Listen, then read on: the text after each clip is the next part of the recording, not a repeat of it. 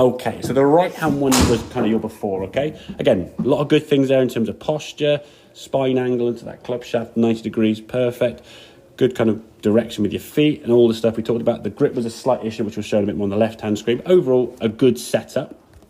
The problem with the swing was this right arm and right elbow, how it kind of worked. If we watch the move as we go back now, you can sort of see your right elbow almost like pulling, like a slot machine kind of pulling action there, where your right arm goes back here in the takeaway. So your right arm now pulling across your body, elbows got behind you, elbows now at this point are quite wide, okay, and your backswing length was only kind of to there, okay. You had to kind of lift your foot, lift your body to get the golf club up in the air. So as you came back to the golf ball now, because of those elbows being quite wide, they were too wide, and that pulling this way, it brings the club towards you. So in this case, when you come back to the golf ball, to catch the end of the club and the ball just sort of scuttled off the side there, okay? So that was kind of your backswing. The move that you need to practice, again, look at the grip here now. Getting that left hand on the club there now nicely. So we've got those two knuckles here of the left hand and grip pressure specifically through the thumbs, nice and loose, okay? And the gap then between your arms and elbows there, as we go back, that's what your arm's going to do. Now, they could be slightly further up, but generally that elbow bending in there, as we can see, kind of like a bicep curl, not the old, like that. A little bit more of a lifting up. But I'd rather see that hinge that way than go in there. So that's the sort of practice. But again, if you're doing that now against a wall, you can see you wouldn't be hitting the wall. And that's the thing you can obviously do at home. Just stand there with a wall to your side there and just lift that club straight up over your right shoulder. Okay, trying to cheat by moving over to this shoulder. Okay, it needs to go over that right shoulder where you would swing a golf club. Okay, now based on that practice, then we come around here and watch at the golf ball. Now you just stand at the golf ball, you turn your torso as normal and your arms go back. Look at the difference in that backswing. How much further you've got that golf club. It's unbelievable. Exactly, yeah. But you've got that club there. The elbows are staying a little more close together rather than sort of split away from the body. The elbow is down. If you try to go back further with this, with the elbows going up here and just split it. Exactly. And that's the problem. So you can only really go back that far because of physical range of motion, okay? So from the top of the backswing there now, much better hinge. Your arm can now unhinge, striking the golf ball there nicely. Ball hitting dead set on the screen and away she goes. Now, yes, there's some things obviously to move forward with other parts of the swing, but for the moment now, if we can focus on the grip and the setup, which I think is taken about 5-10 seconds per shot, absolutely fine, okay? The more you get used to doing it, it'll take 3 to 5 seconds, 1 to 2, and then eventually after maybe, I don't know, a month, you just pick up a golf club and go, shoom, and you'll grab it. And that's what you do, okay? You don't have to think like, where's my thumb go? You just know what correct feels like having done enough repetitions, okay?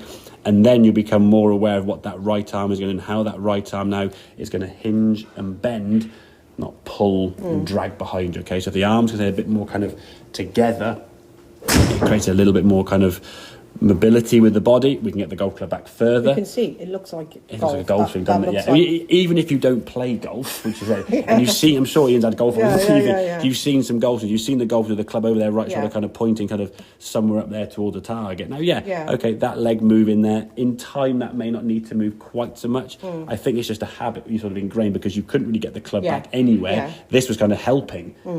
When you don't need that help, it might just start coming down. I wouldn't worry about or think about it as such. Just focus on what we've got to try and worry about, and that's that right elbow, what she's going to do. If she works better, the rest kind of fall into place, yeah?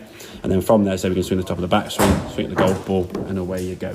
And I would say in terms of when you are practicing, whether you're using the plastic balls or down the driving range, do 3 or 4 of those drills before a shot, and then at a golf ball. If it's a good shot, dragging the ball in, keep going, exactly. And if you get a good one, keep going. If you hit 1 bad one, okay, another one. If you hit 2, 3, 4, 5, 6 bad ones in a row, step away, let go of the club, loosen everything up, go back to that drill and what that feeling is going to be like, and then come back to hit some shots, okay? Don't have to every single shot do that drill. That drill is just there for you to help create the feeling. And then if you can always do that at home sometimes, and have a club in the house somewhere, and when the adverts on TV come or wherever, you just sort of stood around, just get that feeling of how that club and how the arm's going to work. And once you've done that over and over again, I try to encourage it. Again, it's always going to be the case, especially new to golfers, have a club in your hand every day. Even for only 2 minutes, just stand there and just do something that's going to have some relevance. And you've been laughing at Ian over the last few years doing the same thing. You'll be the same. Just like, I want to get it, because it's how addictive it is. When you get a good shot, you're like, I want that feeling again and again and again. And when we get on the golf course, even more so. Okay. So does that kind of make sense then? Yeah.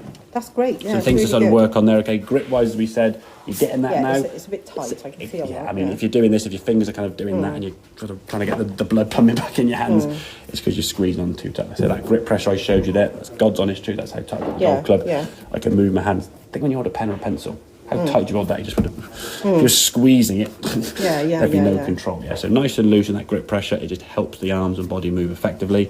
Once you've got there now, it's just focusing on what that right elbow is going to do in terms of the arm movement. Allow your body to twist as it does, and away you go.